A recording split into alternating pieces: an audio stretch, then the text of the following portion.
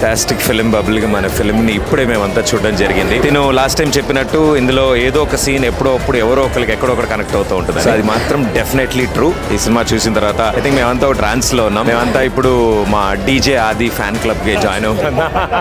వీళ్ళిద్దరు క్యారెక్టర్లు bubble gum లాగా మన మనసుకి అత్తుకొని ఉండిపోతే అలాంటి చేశారు. ఇద్దరు క్యారెక్టర్లు ఎరగదీసేశారు. ఐఎమ్ సో ప్రౌడ్ మా రోషన్ ఎరగదీశాడు.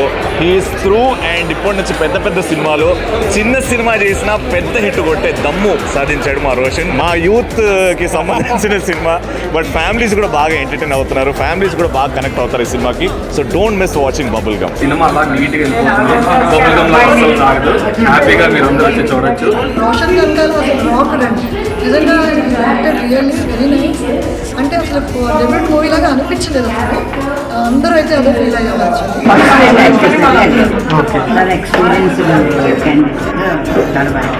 మూవీ అదిరిపోయింది. I think it's a very new age movie where very motivating, good message for the young. అంటే లవ్ ఒకటే కాదు, concentrate on your self, love your self. ఆ కాన్సెప్ట్ రోషన్ క్రియేటెడ్.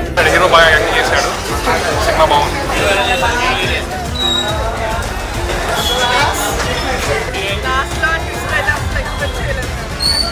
చాలా బాగుంది. 20 to 30 మధ్యలో ఉండే వాళ్ళకి అయితే పిచ్చి పిచ్చి ఎక్కేస్తుంది. చాలా బాగుంది. కంగ్రాచులేషన్స్. బబుల్ గమ్ చాలా బాగుంది. అందరూ కొత్త యాక్టర్స్ అయినా చాలా బాగా చేశారు.